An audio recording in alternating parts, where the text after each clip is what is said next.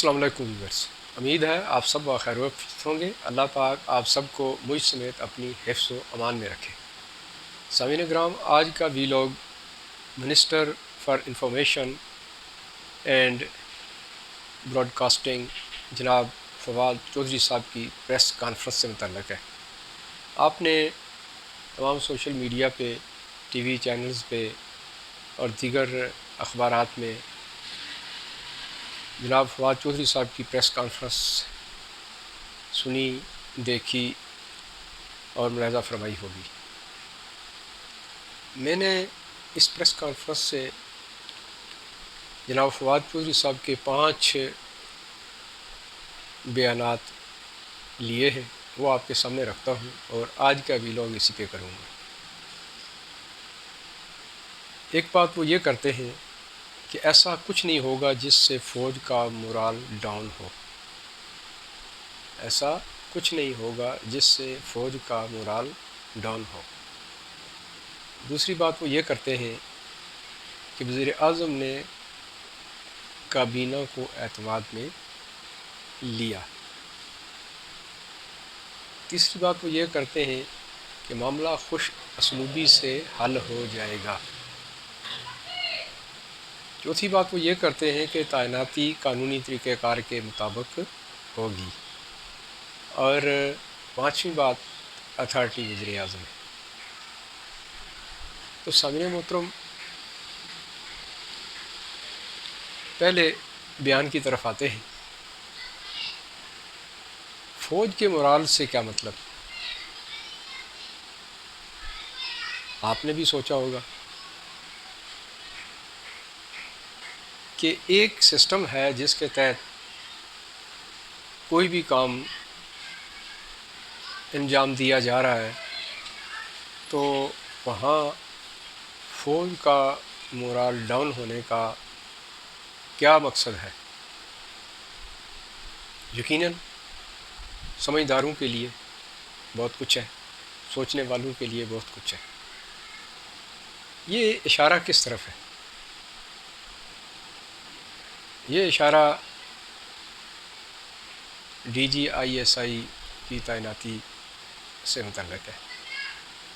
پچھلے چند دنوں سے تمام میڈیا پر یہ ایشو بڑے زور و شور سے جاری ہے، اور فواد چودھری صاحب نے بحیثیت انفارمیشن منسٹر یہ کوشش کی ہے کہ اس کو شٹ اپ کال دی جائے، لیکن بدقسمتی سے یہ شٹ اپ کال کے بجائے بذات خود دعوت ہے ایک طرح کی لوگوں کو اس کے اندر گھسنے کی۔ وہ اس لیے کہ ایسے معاملات جب آرمی کے یا کسی بھی ادارے کے جو خالص تر ان کے اپنے معاملات ہیں، وہ بطریق احسن اپنے کام انجام دیتے ہیں۔ ہم اسی فوج کا ہی ذکر کر لیتے ہیں۔ فوج کا ایک بہترین نظام ہے پروموشن کا، تقرریوں کا ایک کرائٹیریا ہے جس کے تحت سارا نظام چلتا ہے اور کسی کو اعتراض نہیں ہوتا، اور اعتراض نہ ہونے کی وجہ بھی یہی ہے کہ وہ سسٹم اتنا بہترین طریقے سے بنایا گیا ہے۔ تو پھر کیوں نوبت آئی کہ اس کو مارکیٹ کیا جائے، اشتہار بازی کی جائے؟ یہ تو معاملات آپ نے پرانے وقتوں میں دیکھا ہوگا کہ D G I S P R ایک پریس ریلیز جاری کر کے خاص تقرریوں کا ذکر فرما دیا کرتے تھے۔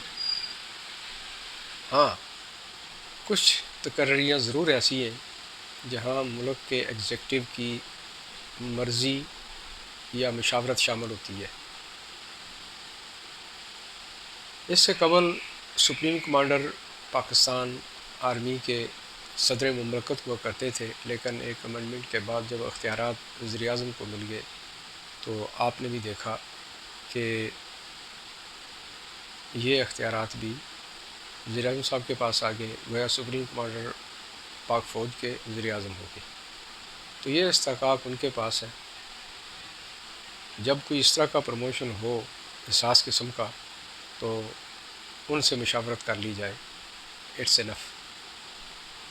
اس کی کیا ضرورت کہ اس کو اس قدر تشہیر اس کی جائے کہ جس شخص کو عام آدمی کو پتہ بھی نہیں ہوتا اس کو بھی یہ کان بلکہ یہ کہہ لیں کہ اس کے کان میں یہ ڈال دیتے ہیں، وہ بھی سوچنے پہ مجبور ہو جاتا ہے. اسے کہتے ہیں نااہلی، نااہل حکومت. اب دوسرا پوائنٹ لے لیتے ہیں جی. وزیر اعظم نے کابینہ کو اعتماد میں لیا، تو جب استحقاق وزیر اعظم کا ہے تو کابینہ کا اس کے ساتھ لینا دینا کیا ہوا؟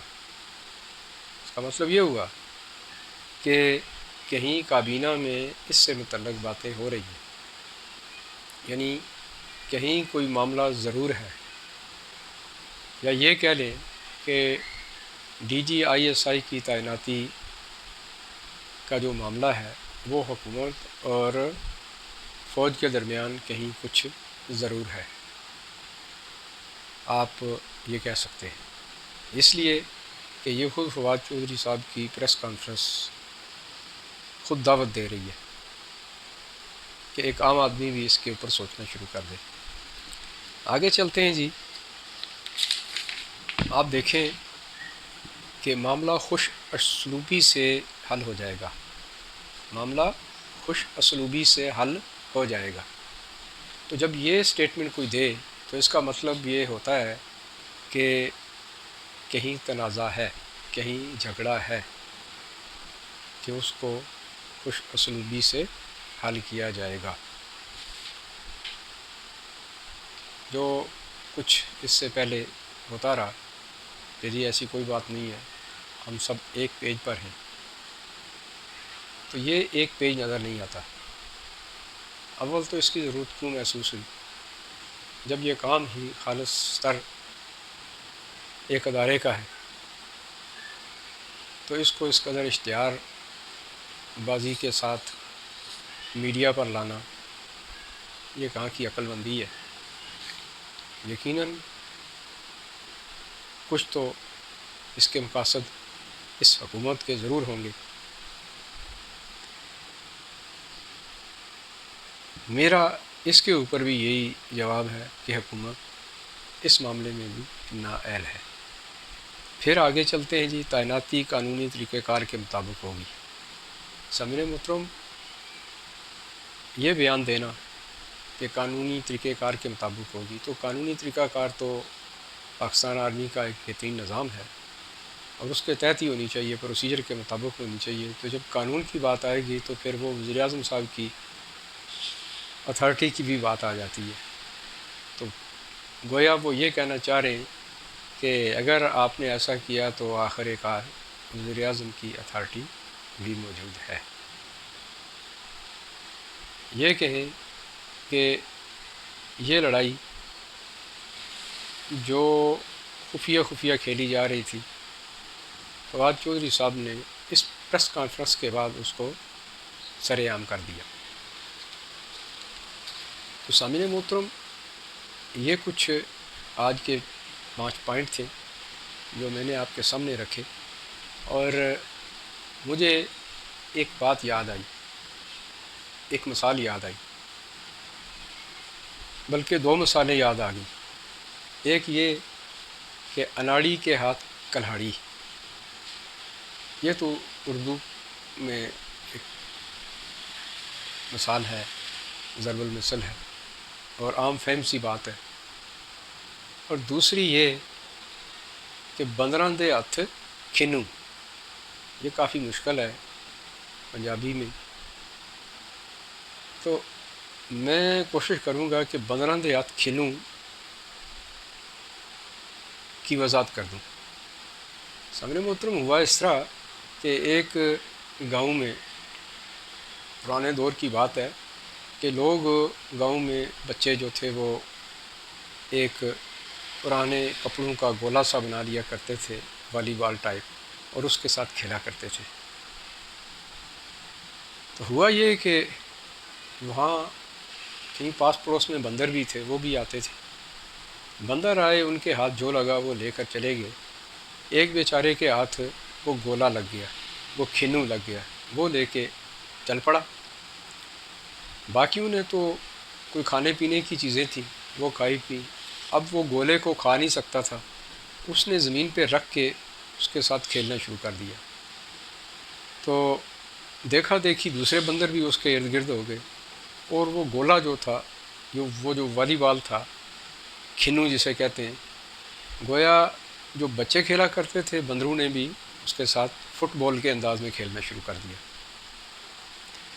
ہوتا یہ ہے کہ جی وہ جب کھیلتے رہے، تھک ہار گئے، تو چونکہ بندر ہیں، ایک نے اٹھایا اس کو ادھیڑنا شروع کر دیا، دوسرے کے پاس، پھر تیسرے کے پاس جھپٹ پڑے سارے، جو جس کے ہاتھ آئے اس کو ادھیڑتا جائے، کوئی دانت سے ادھیڑے، کوئی ہاتھ سے ادھیڑے، پنجے سے۔